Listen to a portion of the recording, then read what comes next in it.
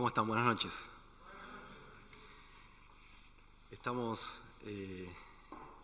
enfocados en el libro de Efesios y no quiero hacer mucho preámbulo porque los voy a distraer y los voy a aburrir y no quiero que nadie se duerma, quiero que aprovechemos bien el tiempo.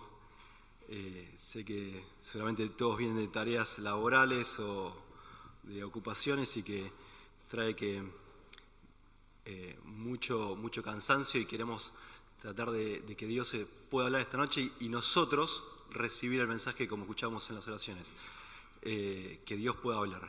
Vamos ahí a Efesios capítulo 2.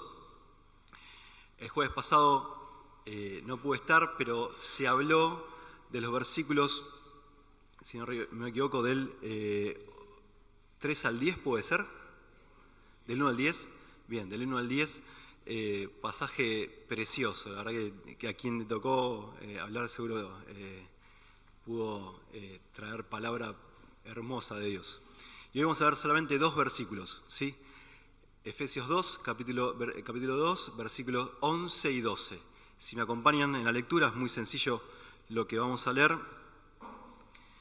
Dice el versículo 11: Por tanto, acordaos de que en otro tiempo vosotros los gentiles, en cuanto a la carne, erais llamados incircuncisos por la llamada circuncisión hecha con mano en la carne.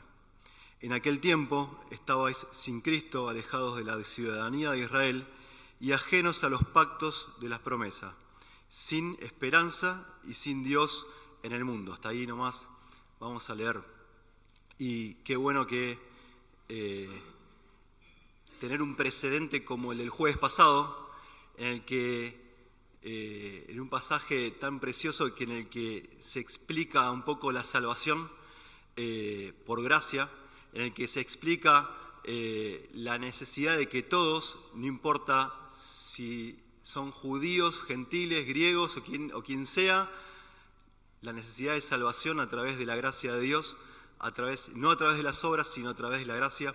Y qué bueno que es pensar en que Dios no nos miró por quiénes éramos, por qué raza teníamos, por cuánto conocimiento acumulábamos, o por cuán capaces éramos, o por cuánto teníamos, sino que nos miró por el solo hecho de amarnos, por el solo hecho de buscar a su creación, y que se había perdido, por supuesto, ¿no?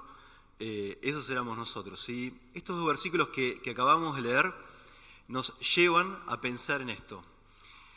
Solo para ponernos en contexto, seguramente ya se ha dicho algunos jueves seguidos, el libro de Efesios es escrito a la iglesia de Éfeso, lo escribe Pablo, y lo que está diciendo Pablo en estos versículos, o tratando de mostrar la necesidad de que no hay una división. Pero yo quiero en esta noche que podamos pensar esto, porque a veces tenemos este pensamiento de decir, ¿hay una división o no hay una división?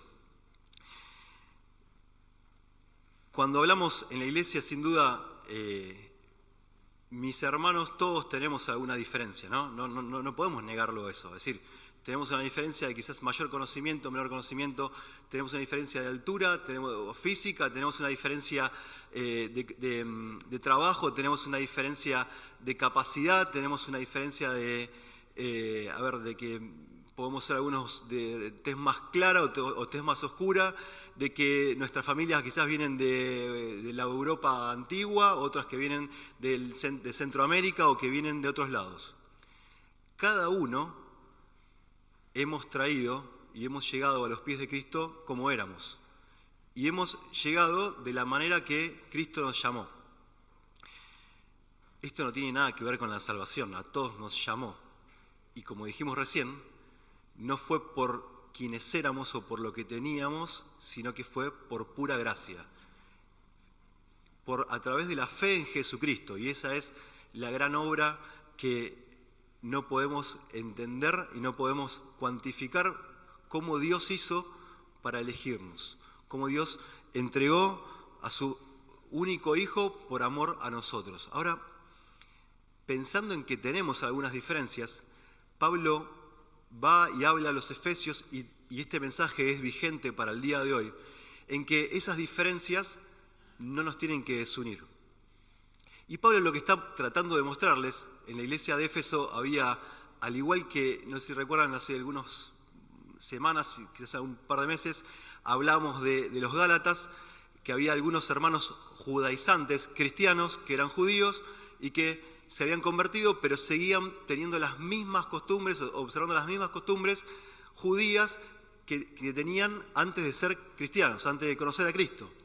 Y que intentaban, por eso se llamaban judaizantes, intentaban hacer que los gentiles o quienes no eran judíos traten de obtener esa misma cultura, obtener esas mismas costumbres, las cuales no eran propicios para ellos. Entonces Pablo lo que trata de demostrar es que no importa las diferencias externas que tengamos, no importa las diferencias internas que tengamos, Cristo nos llamó a todos por igual.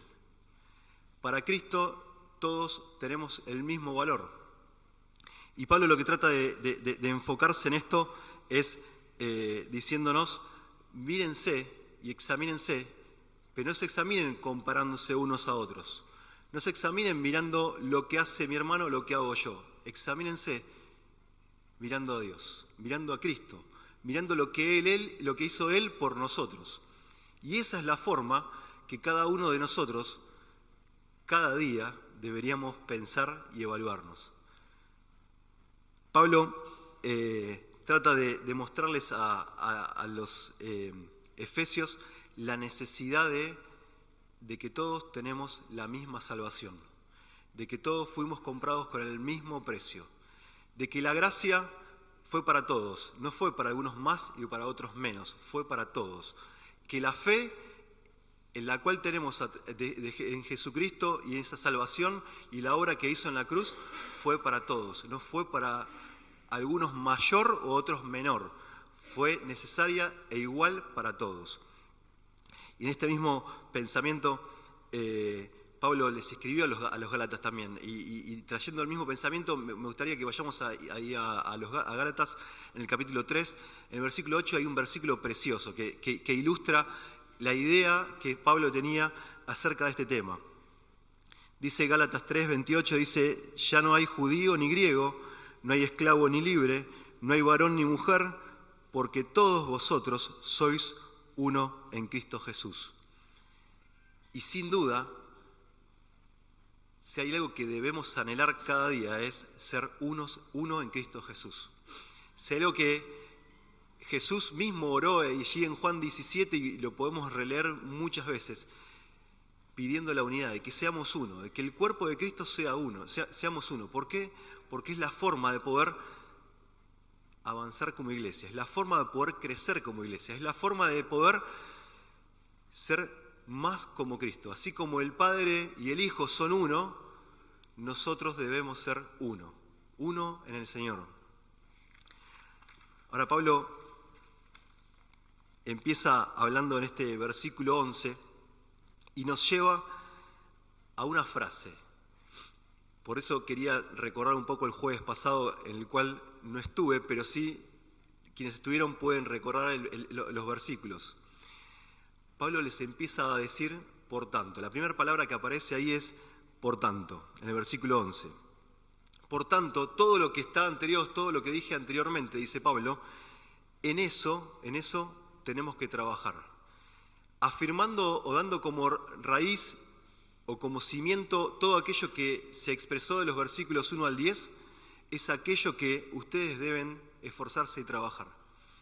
Una gracia, la cual es a través de la salvación, a través de Jesucristo, por medio de la fe, esto es en común y nos pone en común a todos, y aunque podemos ser diferentes, tenemos una misma comunión, que es Cristo. Si hay algo que nos une, es Cristo. Entonces, cuando Pablo empieza en el versículo 11 diciendo, por tanto, nos recuerda, nos trae a la mente, y la idea de la palabra esa que dice ahí, acordaos, en el griego está diciendo, por tanto, traigan a la mente, y ¿saben qué? Es hermosa la palabra, porque lo que está diciendo es como que despójense de ustedes mismos, pónganse al costado, y traigan a la mente como si fuese algo que lo pudiésemos agarrar, tráiganlo en la mente, pónganlo adentro y acuérdense de quiénes eran, acuérdense de lo que Cristo hizo por ustedes, acuérdense de que el precio fue el mismo para todos, acuérdense que es una misma fe, acuérdense que Jesucristo murió por todos. Y eso es lo que trata Pablo de hacerles acordar en el versículo 11 cuando nos introduce. Y es muy hermoso pensar que cuando Pablo se refiere a esto, le está hablando a los de Efesio, ¿no? Y esto es en paralelo, en similitud, después de casi 2000 años, a nosotros, ¿sí? Por tanto, acordémonos todo lo que hizo Jesús por nosotros.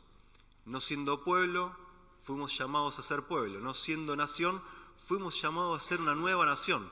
No siendo elegidos o escogidos como una nación física, fuimos llamados a ser una nación espiritual. Y Pablo pone el énfasis en esto. Dice, continúa el versículo y dice que erais llamados incircuncisión por la llamada circuncisión hecha con mano en la carne. Si Pablo pone el contexto de esto, y no olvidemos que Pablo, es decir, guiado por el Espíritu, cuando pone esto, lo que está tratando de mostrarnos es algo más profundo que una circuncisión física. Lo que está tratando de mostrarnos será la diferencia. La diferencia es que nosotros no teníamos esa marca física, pero esa marca que tenía el pueblo de Israel.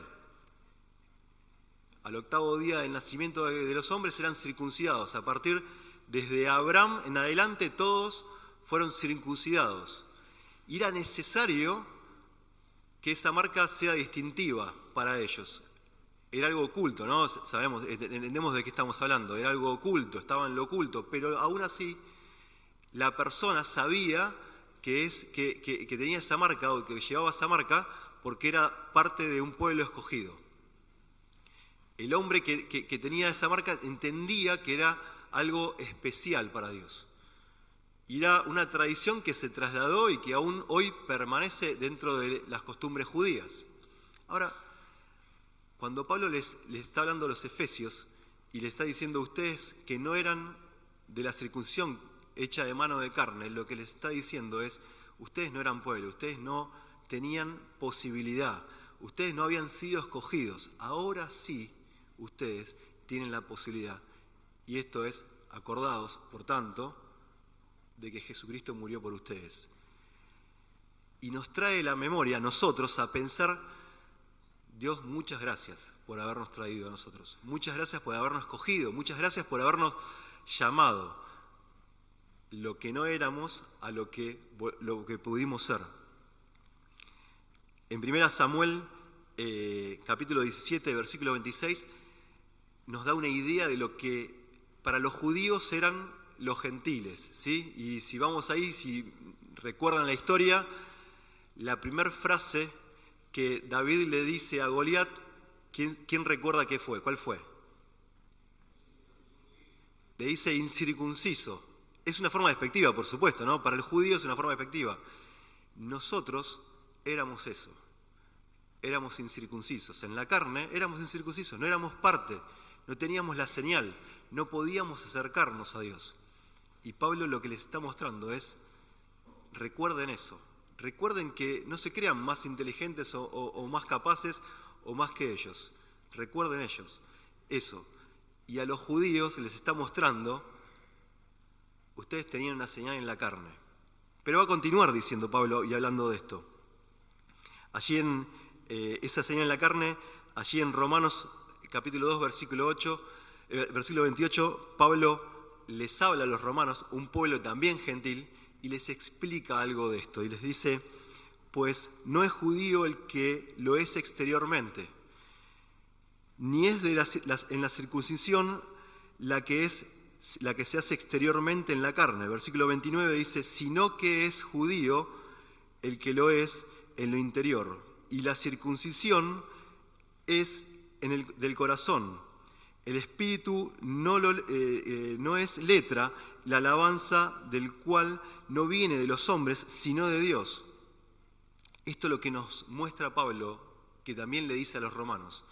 Es decirle, ¿saben qué? La circuncisión, y Pablo era un hombre circunciso, la circuncisión externa no vale de nada. Y trae un concepto a los judíos ahí, les trae un concepto diciéndoles, el verdadero judío es el que es circuncidado o el que es circunciso del corazón. Y esto nos pone a nosotros en la misma línea, ya no habiendo tenido una marca externa, sino que nos pone en la misma línea. Ahora tenemos una marca interna. Aquí no lo dice, pero Pablo quizás esté acercando a mostrarnos que esa marca interna es el Espíritu Santo, ¿no? Tenemos una marca interna, fuimos sellados por el Espíritu Santo, que es la promesa, que son las arras la garantía de que nosotros somos salvos, de que somos pueblo ahora, un pueblo que no éramos, ahora lo podemos ser. Y lo que hace Pablo en esta forma es unirnos a un pueblo que era escogido, de un pueblo que no era nosotros, para ser un nuevo pueblo. Volver a unir, volver a generar algo. Y esto que vuelve a generar es con una marca que tampoco se puede ver visiblemente en el exterior de las personas, pero que sí Dios reconoce en el corazón de cada uno. Así como se nos nombra y Pablo comienza esta charla o estos versículos con mostrar algo externo, también empieza Pablo en el versículo 12 a mostrarnos de algo que sucede o que nos sucede en lo interno, en el interior. Y Pablo dice en el versículo 12, y empieza el versículo diciendo, en aquel tiempo, para ponerlo entre paréntesis, era en aquel tiempo para los efesios, en aquel tiempo para nosotros, que éramos incircuncisos, en aquel tiempo, un tiempo espiritual, estabais sin Cristo, dice Pablo. Y vuelve a reafirmar la idea. Estábamos sin Cristo. En la incircuncisión nosotros ni siquiera teníamos la promesa del Mesías, porque no había, es decir, para quienes no eran pueblo, no había un Mesías, no había una promesa de Mesías. Para el que estaba en la circuncisión había una promesa. Para que nosotros que éramos lejanos o ajenos al pueblo, Dios nos llamó y nos dio la posibilidad de ser pueblo. ¿Y por qué repito tanto esto varias veces en este mensaje? Porque Dios nos llamó siendo aquellos que estábamos alejados, aquellos que estábamos separados, que no éramos escogidos, para llamarnos a una nueva vida. En aquel tiempo estábamos sin Cristo, acordados, decía el versículo 11, en aquel tiempo estábamos sin Cristo. No teníamos un Salvador, no había una posibilidad, una esperanza. El pueblo judío lo tenía y hoy aún lo esperan, pero tenían la esperanza, sabían que Dios se iba a manifestar en carne. Nosotros hoy tenemos la certeza de que Cristo vino, ese Mesías, se manifestó en carne, y nosotros hubo un tiempo que estuvimos lejos de Él.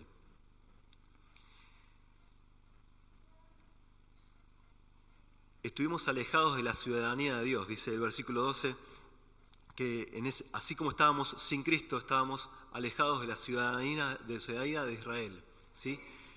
No teníamos una promesa, no teníamos la posibilidad. Y esto nos lleva a pensar que Israel tenía, habiendo sido una nación física escogida, tenía un propósito. Ahora, así como nosotros estábamos alejados, extraviados, así como estábamos sin Cristo, y estábamos alejados de la ciudadanía de Israel, y ajenos, como dice el versículo 12, sí, continúa, ajenos a las promesas, Israel, que era el que tenía al Dios vivo, al único Dios verdadero, que tenía la promesa del Mesías, que tenía la posibilidad de bendecir a todas las naciones, tampoco ocupó ese lugar. De hecho, Dios, en la promesa que le hace a Abraham, lo que le está diciendo es, en ti serán benditas todas las naciones, no solamente tu descendencia como pueblo de Israel, sino que en ti serán benditas todas las naciones. Por supuesto que el pueblo de Israel en Abraham era la línea escogida, ¿sí? Abraham iba a ser el padre de un pueblo, un hombre estéril, iba a ser un padre de un pueblo que no se iba a poder contar ni la arena de los cielos, ni la arena del mar, ni las estrellas del cielo. Aún así, en él también iban a ser benditas todas las naciones. Y esto sí abarca en la promesa la extensión de que Dios será misericordioso no solamente para con Israel, sino para con todos. Aún así, el pueblo de Israel que llevaba esa bendición no cumplió la función de bendecir y de hacer benditas a todas las naciones. De hecho, si empezamos a ver la historia, lo que nos vamos a encontrar es que la mayoría de las veces el pueblo de Israel se alejó y quizás mostrando la necesidad de ser puros, se alejó, pero también excluyó a los gentiles. Los excluyó por completo. En gran parte no por el mandato de Dios, sino por la costumbre. Y Cristo vino a mostrar que Él se tenía que acercar a este mundo y tenía que mostrarles a quienes eran judíos que Él se podía acercar. Por eso, Juan 4, cuando vemos la historia de la mujer samaritana, es tan elemental para mostrarnos en el hoy y para mostrarle a cualquier persona que no es judía la necesidad de que Dios vino a buscar lo que se había perdido. Dios vino a salvar al mundo, no vino a salvar a un pueblo, vino a salvar al mundo. Y así como el pueblo de Israel tuvo esa particularidad de no acercarse, tuvo que venir Cristo a mostrar de su amor y a mostrar la necesidad de que todos necesitábamos esa salvación. Así como éramos ajenos a las promesas, a Abraham se le dieron varias promesas. Ahí en el capítulo 12 de Génesis, en el versículo 2 dice: y haré de ti una gran nación, una nación grande, y te bendeciré y engrandeceré tu nombre, y serás bendición. Y dice: bendeciré a los que te bendijeren, y a los que te maldijeren maldeciré, y serán benditas en ti, ahí sí, todas las naciones. Bendita en Abraham todas las naciones. ¿Por qué? Porque era la necesidad de acercarse. Pero así como estaba esa promesa, también fue hecha a Isaac la promesa del cual el capítulo 26 de Génesis, en el versículo 3 dice: habita como forastero en tierra, en esta tierra, está hablando del pueblo de Israel, de Isaac, y estaré contigo y te bendeciré, porque a ti y a tu descendencia daré estas tierras, y conformaré el juramento que hice a Abraham tu padre, y multiplicaré tu descendencia como las estrellas del cielo, y la daré a tu descendencia todas estas tierras, y todas las naciones de la tierra serán benditas en tu simiente, por cuanto oyó Abraham mi voz y guardó mi precepto, mis mandamientos, mis estatutos y mis leyes. Y vuelve a repetir la necesidad de que todos podamos ser benditos a partir del pueblo de Israel, para que todos podamos alcanzar la salvación. Esa bendición lo que nos está llevando es a que todos podamos tener la salvación o alcanzar esa salvación. Esas promesas nosotros éramos ajenos. Ajenos no porque, éramos un pueblo que estaba lejos. Si vamos a los contemporáneos de Abraham, vamos a los contemporáneos del pueblo de los inicios de Israel, los pueblos eran totalmente idólatras, eran totalmente ajenos a Dios, y si hay algo que no hacían era buscar a Dios, y si hay algo que no hacían era tratar de agradar a Dios. De hecho, cuando los pueblos se empezaron a entremezclar con el pueblo de Israel, no se convirtieron al judaísmo, sino que trajeron sus propias costumbres y y empezaron a contaminar el pueblo de Israel.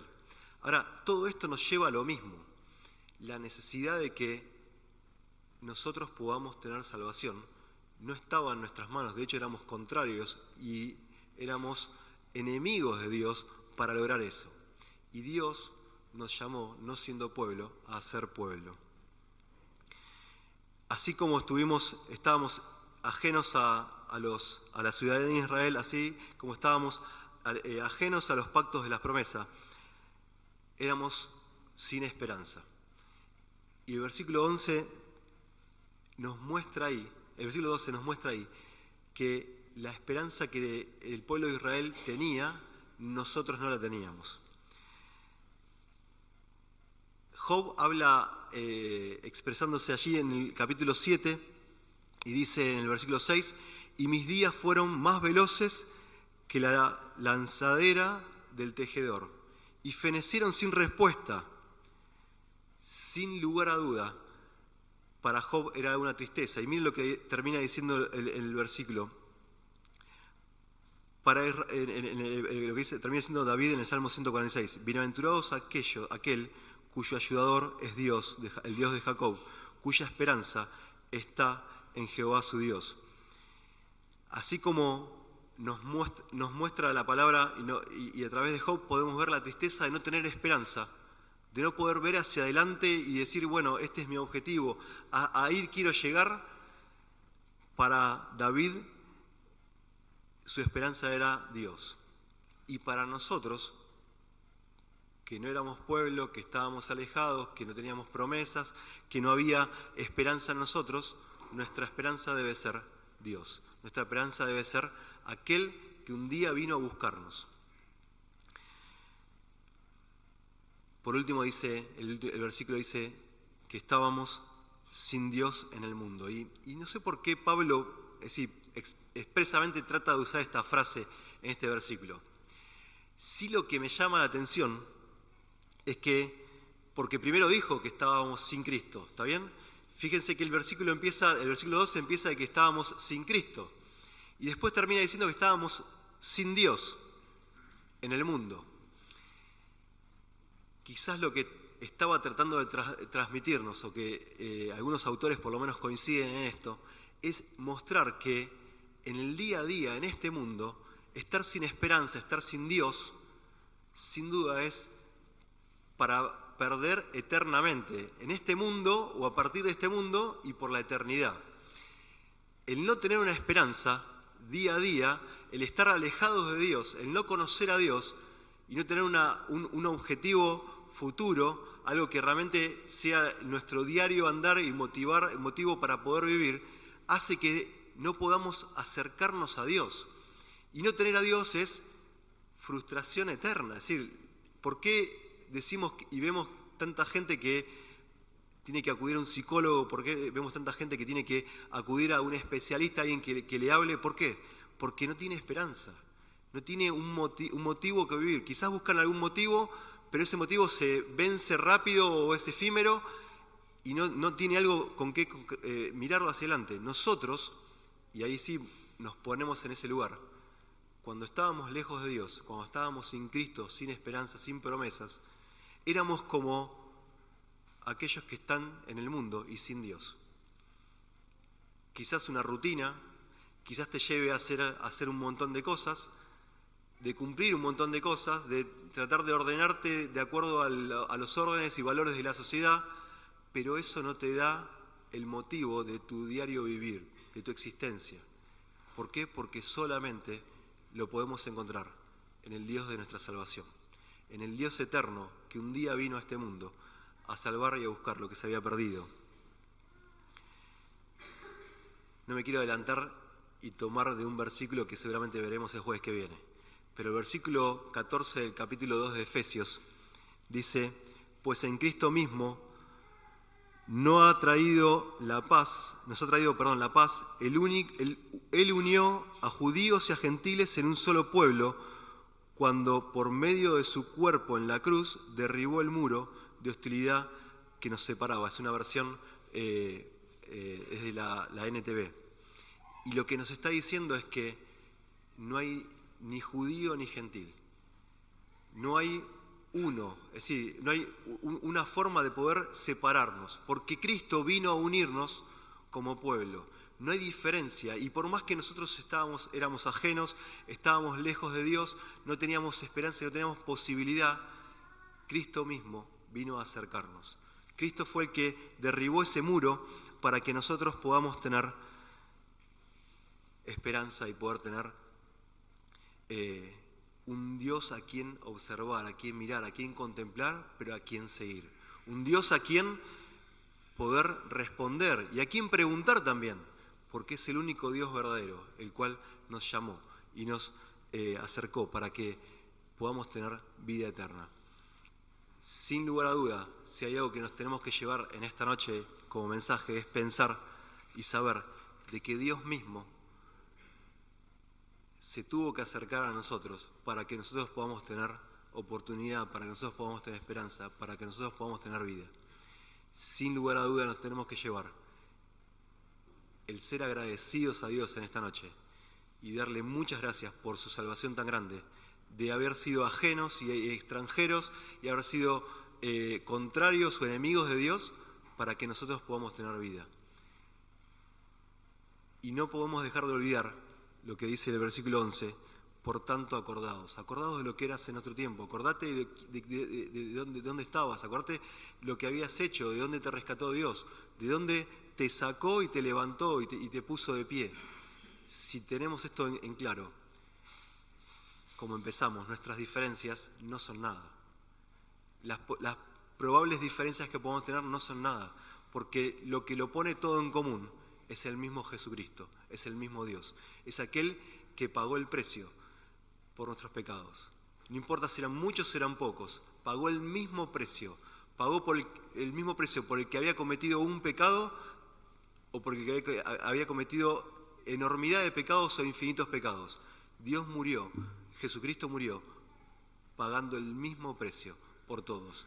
Esto nos pone en común y no hay nadie que sea mayor que otro, sino sabiendo que fuimos rescatados y redimidos por el mismo valor, por el mismo precio, la sangre preciosa de Jesucristo. Que el Señor nos bendiga esta noche.